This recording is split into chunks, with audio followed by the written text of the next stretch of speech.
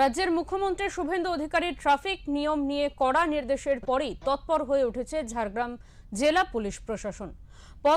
পথ নিরাপত্তা এবং ট্রাফিক আইন মেনে চলার বার্তা নিয়ে গোপীবল্লভপুরে জোর প্রচার শুরু করেছে পুলিশ। ট্রাফিক নিয়ম মেনে বিনা হেলমেটে বাইক চালালে নেওয়া হবে কড়া ব্যবস্থা বলেও জানানো হয়েছে পুলিশের পক্ষ থেকে। সোমবার ঝাড়গ্রাম জেলার গোপীবল্লভপুর থানা এলাকার সিধু কানু বিরসা সেতু সংলগ্ন এলাকায় পথ চলতি বাইক আরোহী ও চারচাকা গাড়ির চালকদের উদ্দেশ্যে মাইকিং করে সচেতনতার বার্তা দেওয়া হয়।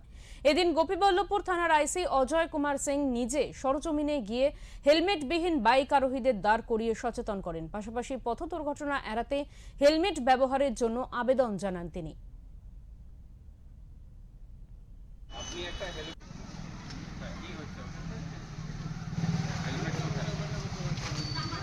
বারবার বলা হচ্ছে হেলমেট ছাড়া গাড়ি চালাবে না, বাধা আছে কিন্তু এইভাবে বাইকে রেখে চালাচ্ছেন, অ্যাক্সিডেন্ট হয়ে যাবে তো।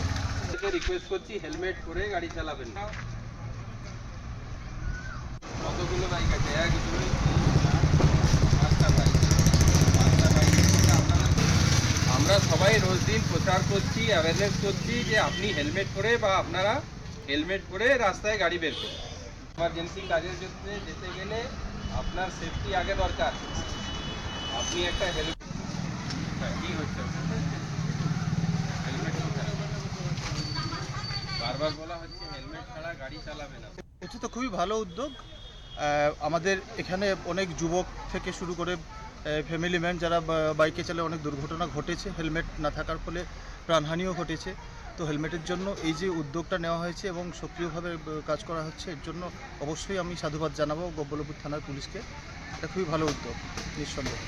হ্যাঁ, পুলিশ বারবার সচেতন করছেন, আমাদের প্রচার মাধ্যমও বারবার সচেতন করছেন, কিন্তু মানুষের ভেতর সেই সচেতনতাটা ধীরে ধীরে শুরু হচ্ছে এবং এটা হওয়া উচিত। প্রত্যেকটা মানুষ তার পরিবার কাছে খুব মূল্যবান এবং হেলমেট পরে চালানোটা অবশ্যই আমাদের কর্তব্যের ভেতর পড়ে এবং এটা অবশ্যই উচিত এবং এটা খুবই প্রভাব পড়ছে।